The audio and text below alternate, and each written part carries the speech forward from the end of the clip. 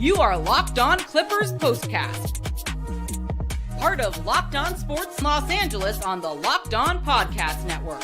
Your team every day.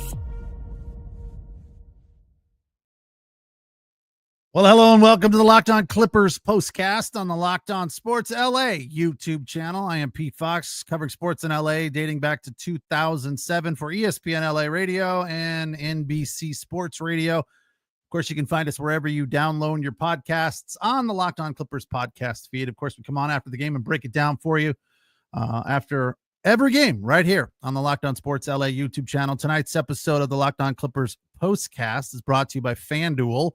Super Bowl 59 is here, and there's no better way to make every play more exciting than with FanDuel Sportsbook. New customers can bet $5, and if you win, you'll score $200 in bonus bets. Download the app or head to FanDuel.com to get started. Well, in the end, the Clippers made it interesting. They didn't get shellacked. They did not shoot the ball well at various portions throughout the night. They did find some rhythm in the third, and it was all said and done. They shot 49%, which is, pretty respectable.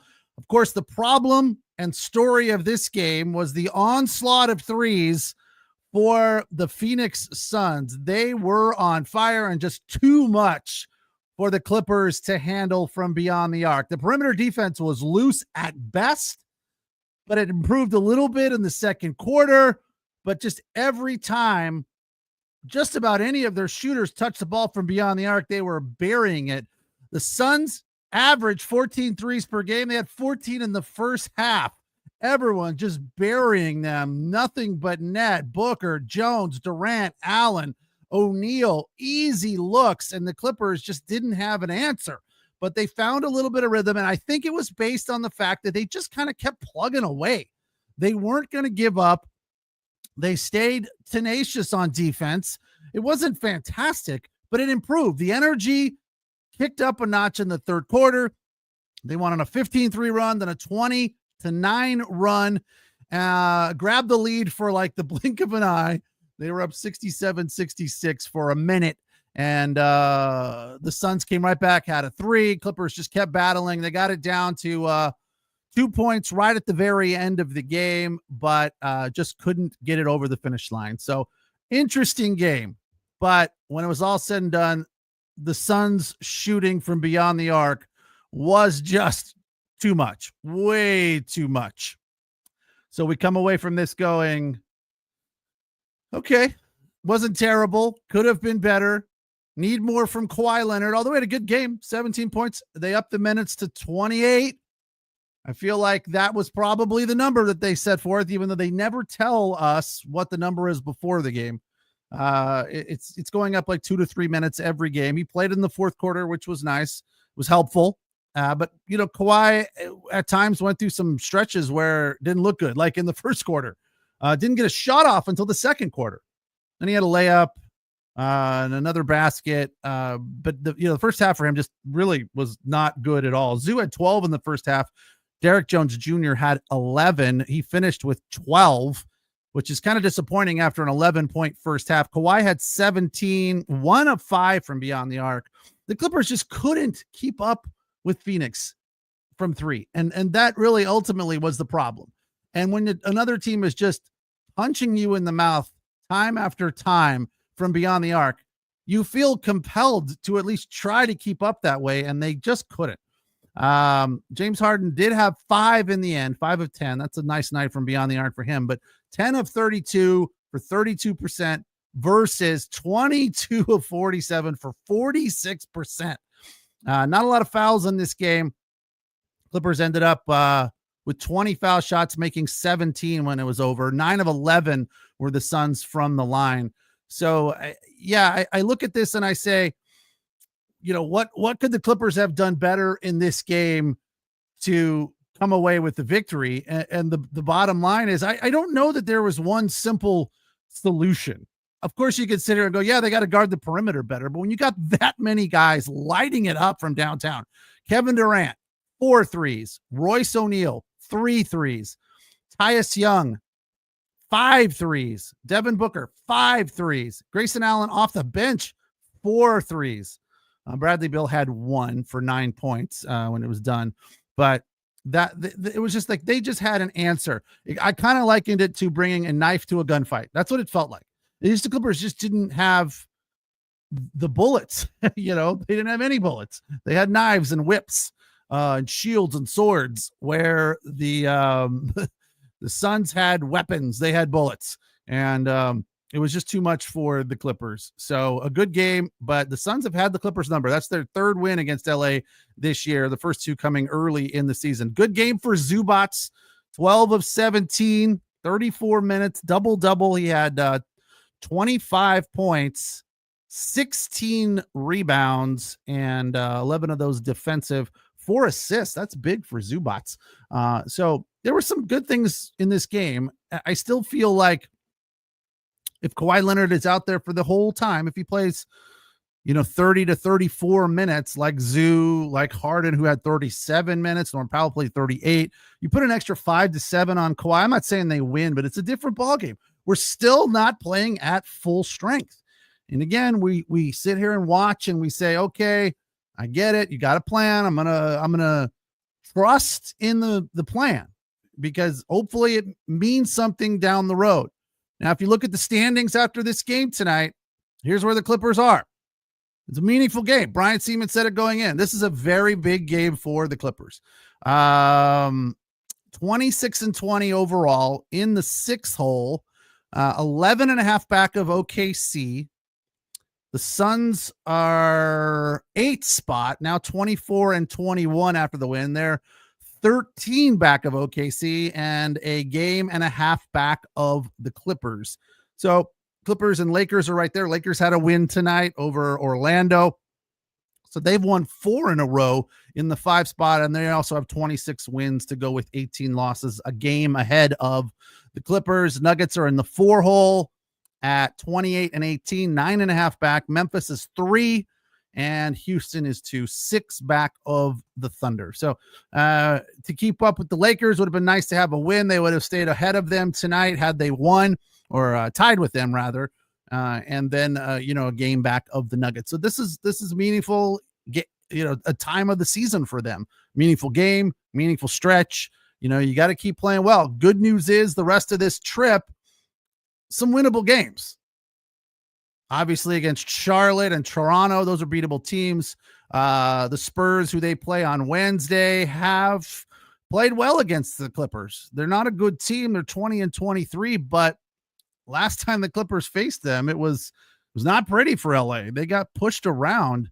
Wembanyama is a load. He's a lot to deal with, and hopefully they have a better game plan for dealing with him. After the break, we will, of course, do the bucket list, and we'll talk about James Harden's dishing tonight, his passing. Thought it was really nice. Did a nice job, and another positive night for James Harden in the turnover department. It wasn't quite one like a couple of nights ago, but another very solid performance when it comes to not coughing up the ball. And to me, that is huge for your point guard. Didn't do a ton of ISO ball tonight, but some, kind of just enough. I feel like it was, the right mix of ISO ball. And, we could have used a little bit more of it from Kawhi Leonard. Didn't get a whole lot of that in his 17 points in 28 minutes. So we'll hit the break and come back. It's the Locked On Clippers postcast on the Locked On Sports LA YouTube channel. Place to hang out when every game is done. We appreciate you allowing us to be your source for your team every day. All right, it is Super Bowl time, and tonight's episode is brought to you by FanDuel. Super Bowl 59, a rematch of Super Bowl 57. One game, 2 teams, endless possibilities.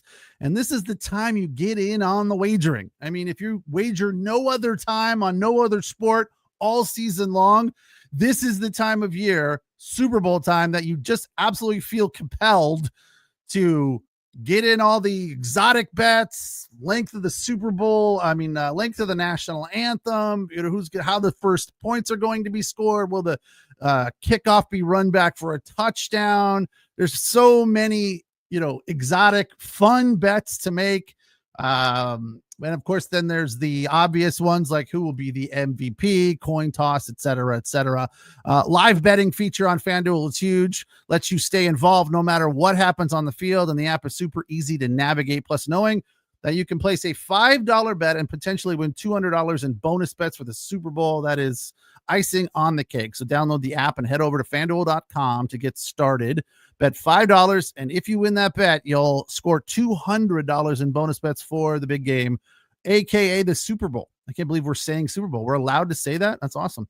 FanDuel.com is where you find all the fun. Bet with FanDuel, official partner of Super Bowl 59.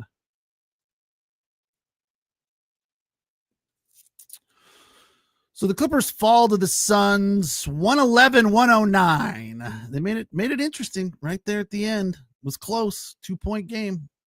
They had their chance, but Norm Powell missed a free throw. That's tough, So I just kind of felt like they were a little out of gas down the stretch, and the fact that they made it close at all was a minor miracle because the weapons that the Suns had going for them tonight were just too much. As I said, Kawhi Leonard had 17. Zoo led the way for the Clippers with 25 points, 16 boards. Very nice night for him. Some huge buckets, some massive dunks that are in the most of the top 5 in the bucket list tonight are dunks. I don't know that's ever happened before. It just goes to show you the Clippers could not keep up from beyond the arc. I mean, they didn't have a whole lot of huge buckets. Harden just he was kind of stemming the tide, treading water with his 5 threes. As I said, the turnovers were not as bad as normal, but not 7. So that's a rough number. I was guessing because I didn't have the number in my head when I did my little tease there going into the break. I thought it was more like 5. I thought it was going to be a respectable number. So he had more turnovers tonight than the entire team did a couple of nights ago. But it's, we're used to seeing 12 and 13 from Harden. So 7 is not good, but it's not terrible either.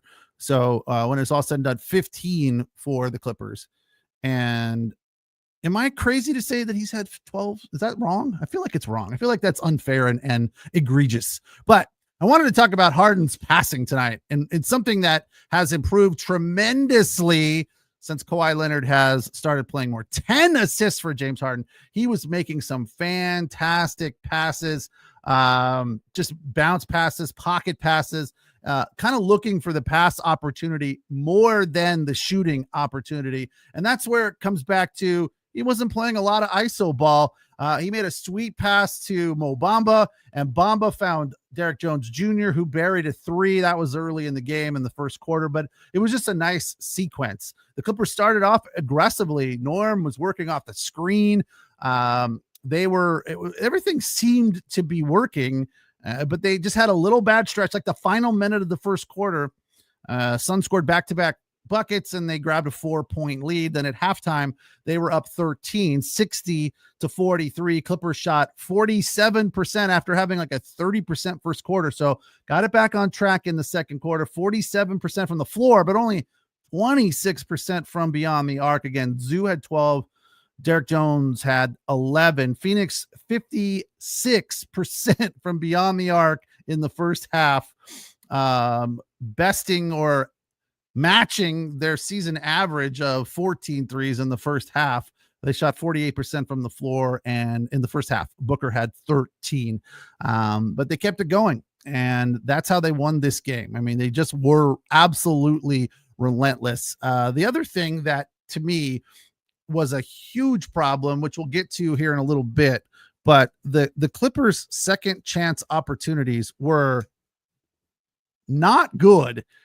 And on the other hand, the Suns' second chance opportunities were fantastic. They were getting offensive rebounds like crazy, and the Clippers just weren't.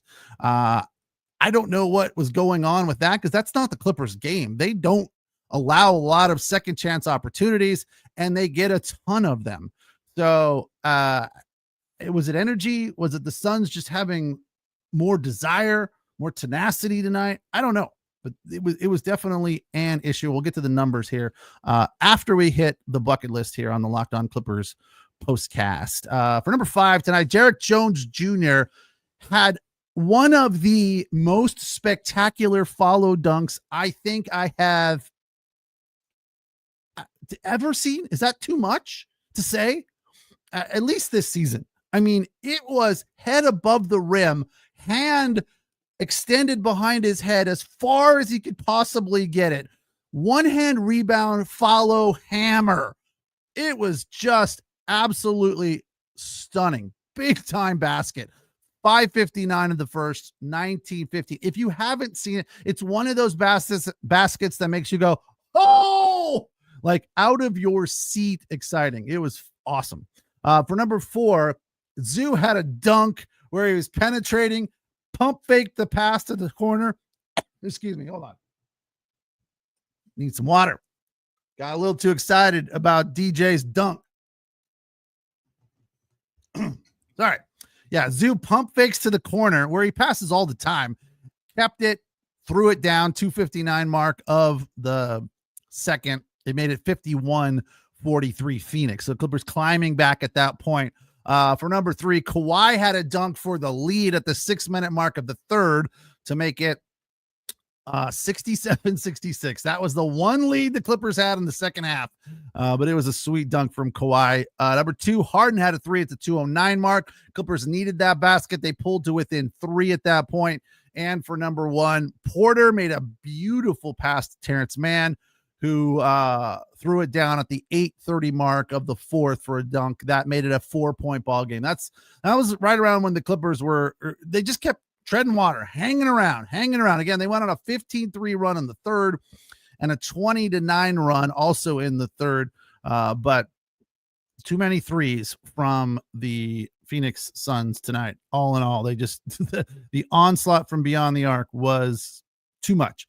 Here, the second chance points got much better for the Clippers in the second half. In the first half, this stat was out of control. I believe it was 13-2 or 13-3 or something, Phoenix. But by the end of the night, Clippers got back into it. Suns still won the second chance points battle, 18, but the Clippers came up with 14 when it was all said and done. Clippers won the game in the paint, which was not surprising because the Suns just don't play a paint game. 60-24, they dominated points in the paint, and the fast break as well, 25-14. So, that tells you really all you need to know about this game, that the Suns were shooting lights out and the Clippers kept battling. They kept hanging around. They just missed too many damn threes, too many shots in general, I would say. Although the number from beyond the arc was ugly, the number from the floor was not quite as bad. 49%. You can't normally complain about 49%. 15 turnovers in all. Again, not great. 7 of which were James Harden's. Almost half the turnovers tonight. You clean that up, make a few more threes, you win this game, right? Doesn't that feel right to you? Couple more threes. 10 of 32. You shoot 35, 38% from beyond the arc. Maybe even make a few more free throws. They missed 3. I know that's not a ton, but when you're not shooting a lot, they only shot 20 tonight. 17 of 20. That cost, they lost by 2. Let's not forget that. They won the fourth quarter 31-28. Suns started to just run out of gas. Suns are notoriously bad when it comes to blowing leads. This is one of the things that they do. I felt like they needed some more easy buckets from Kawhi, but Kawhi didn't have shooting rhythm. He had some penetration, dribble drive rhythm. He was good in that game, but his normal, guaranteed counted buckets from the free throw line extended his spot, quote unquote, just off tonight. So the fact that they didn't have a lot of their weapons and they still come away with a 111-109 loss. I mean, I guess we come away from this one feeling not terrible. Obviously you never feel good in a loss, but you don't feel terrible. This feels like kind of like the Boston loss rather. Like they could have won if just so close. Woulda, coulda, shoulda though, right? It's Locked On Clippers postcast on the Locked On Sports LA YouTube channel. We come on right after the game and we break it down, tell you what we think, what we saw, what we felt. You can watch us on YouTube, the Locked On Sports LA YouTube channel, or listen wherever you find your podcast on the Locked On Clippers podcast feed. Tonight's episode of the Locked On Clippers postcast also brought to you by Game Time.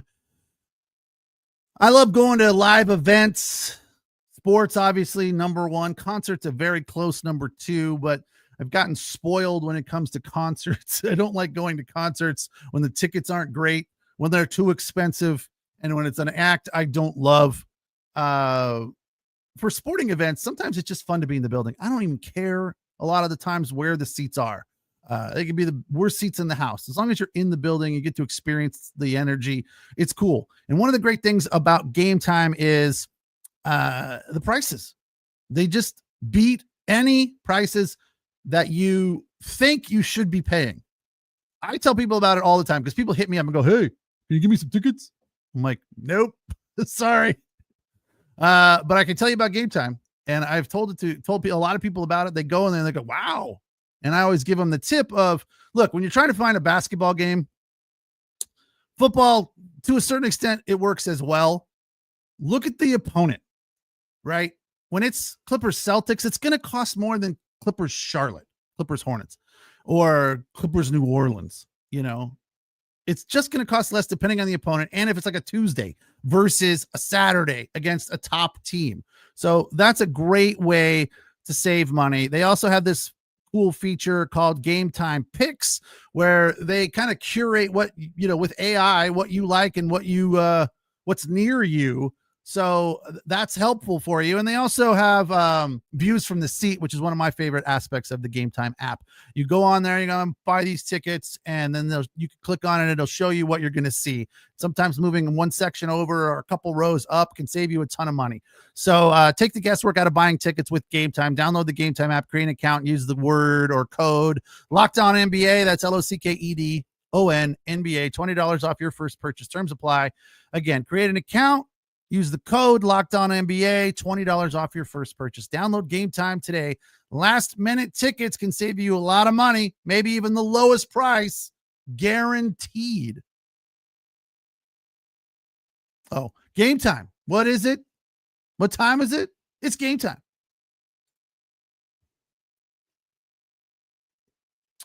Forgot the ever so important tagline. Yeah. Prices on Game Time are phenomenal. Don't forget to check out Game Time when you are going to buy tickets. Clippers lose tonight in Phoenix, front end of a 4-game roadie that takes them from Phoenix all the way to Canada. They finish in Toronto on Sunday. So Wednesday is San Antonio, and then it's on to Charlotte to face the Hornets. Is that Friday? That's probably Friday, because if they're playing in Toronto on Sunday, they need it. So we got Wednesday at 5, Friday at 4, and Sunday at noon 30. Remember, Super Bowl is in 2 weeks, not this Sunday. Who are you talking about here, Craig? Two-time dunk champion last 2 years is entering again. Funny, he can't make an NBA roster. Who are we talking about there? I don't watch the dunk stuff. If I'm going to watch anything from All-Star Weekend, I'm going to watch the 3. That's the competition that I enjoy the most. The only time I don't enjoy watching threes is when the opposition, like Phoenix, is just burying them down your throat like they were tonight. They just kept coming too much for the Clippers. They were, again, not great on the offensive boards, and they were giving up way too many second chance points, but they made the second chance points at least interesting in the second half, and that's how they got back into the game. That was a big part of it. Norm Powell had a decent game, could have been better. He's the Clippers' leading scorer. I feel like when Kawhi is off, the pressure becomes a little too much for James Harden and or Norm Powell. And Norm Powell they showed a stat to start the game, which was kind of surprising. Brian Seaman has been, spearing a campaign to get Norm Powell on the All-Star game because he feels like Norm has propped this team up without Kawhi Leonard through a very tough early part of the season. And it's hard to argue, but the thing that is surprising and kind of staggering is that Norm Powell is averaging 10 points more per game this season than he was a year ago. That is a huge differential from one season to the next. So yeah, Norm Powell is fantastic, but he's leading the Clippers, and without him, they would not be where they are right now, which is hanging in there, top 6 in the West. Once Kawhi gets rolling and is out there with full minutes every night, it's going to be a different team, and the pressure will come off of Norm Powell and James Harden. I think this team is going to fill out nicely, but the fact is that they just haven't had the ability to put together back-to-back big wins, and that's just tough. You lose momentum. You had a great win on Saturday against the Bucks. Huge. Awesome fourth quarter. They were down 11 in the first half. They come back to win that game. And tonight would have been great to just keep that rolling, take it on into San Antonio, win 3 of 4 on this trip, which they still can do. And then it ends up becoming a very good trip. But when you lose one like this tonight, it's hard to get back on the horse again, especially against Wembanyama, who's been a lot for them, and they haven't been able to deal with him or handle him and figure out how to beat the Suns. At least last time out, they didn't. They beat him earlier this season with that huge comeback, but that's not a regularity. You can't count on coming back from 20 plus like they did the first time against the Suns. So they got to figure out a way to get some momentum rolling and win games like this, win 3 or 4 of them. Suns are hot right now. Bucks are hot right now. Clippers, I don't know if you can't really call them hot. You can call them maybe lukewarm. When Kevin Durant is on the floor for the Suns, they're one of the better teams in the West. They're tough to deal with. They're 22-12 with Durant. He averages 27.5 for the Suns when they face the Clippers. Tonight he had 24, so a little under his average, but still a very nice night. Again, 4 threes. Devin Booker led the way with 26, which included 5 threes. Tyus Jones had 5 threes as well for 17, and Royce O'Neal put up 11. Another interesting stat I will share with you, stat nerds, is that Porter and Coffee have a plus 32 when they're both on the floor together over the last couple of nights. I thought that Coffee played well tonight, but the clutch shooting that we're used to from Coffee just wasn't there. And that's unfortunate. That was a big part of what went into this loss for the Clippers. If you get even a normal, close to Amir Coffee night, you win this game. 2 of 5, 0 for 3 from beyond the arc. He only averages 10 points a game, but tonight he had 6 and no threes. Amir Coffee is usually good for at least 1 or 2 threes. I mean, 6 points. He had, what did he have last time out? So he had 9 against Milwaukee, 10 against Washington, and 24 in that game against Boston when he played. He was one of the starters and played heavy minutes because they had all of their top rotation starters sitting on the bench. But to not even get 1 3 from Amir Coffee is just not good enough. That's a tough pill to swallow. And Kevin Porter Jr., who's been just lights out for them over the last few games, 0 for 3 tonight, no points, threw up a goose egg. Terrence Mann had 2. So, you could say that without a doubt, we know that the Clippers lost this game from beyond the arc, but you could also say that had the bench contributed something even close to what they're capable of, they win this game there as well. You can always find 2 or 3 holes in a game that go to a reason why you lost. And that was another one for me. Obviously, the shooting from beyond the arc, the inability to stop Phoenix shooting the 3, the second chance points to the Phoenix Suns and the Clippers' inability to have offensive rebounds themselves, and the bench points. The bench points just weren't there. 0 points from Kevin Porter Jr. That's unforgivable. Come on. He had 8 against Milwaukee, also a goose egg against Washington. I could score 4 against Washington. How does he have 0 against Washington? And then in that Boston loss, he had 26, a fantastic game. So consistency still kind of an issue for him. But as I've said before, to me, the most exciting player on the team at times, then, you come out and see this and you're like, yeah, I don't know what the hell I was talking about. You can't put a label of the most exciting guy on the team and he comes out and scores 0 points against a Phoenix Suns team that is not great defensively. The Clippers are a much better defensive team than the Suns. I mean, they're the second-ranked defense in the NBA right now. And they just couldn't figure out a way to slow them down at the arc. And that's a tough one. So handful of reasons, 3 very strong ones, which I just listed for you. Their inability to score the 3, their inability to stop the 3, their second chance points to the Thunder, to the Suns, and their lack of second chance points. Although they made it interesting again, the final tally in the second chance points department was 18-14 in favor of the Suns, but the bench tally in general just wasn't enough. 8 points for the bench, Batum scoreless, Bamba scoreless, Terrence Mann 2 points, Coffee 6 points, and Kevin Porter Jr. 0 points. So they got some work to do in a handful of categories, and hopefully they can get things cleaned up by Wednesday when they take on the Spurs in San Antonio. Again, that one tips up at 5:00. I will be here to break it down for you right after it is over on the Locked On Sports LA YouTube channel, the place to hang out when every game is done. Of course, you can also download the podcast wherever you find your podcast on the Locked On Clippers podcast feed. And of course, we appreciate you allowing us to be your source for your team every day. Thanks for watching. Thanks for listening. Thanks for the comments from the regulars, and have a good night. We will talk on Wednesday.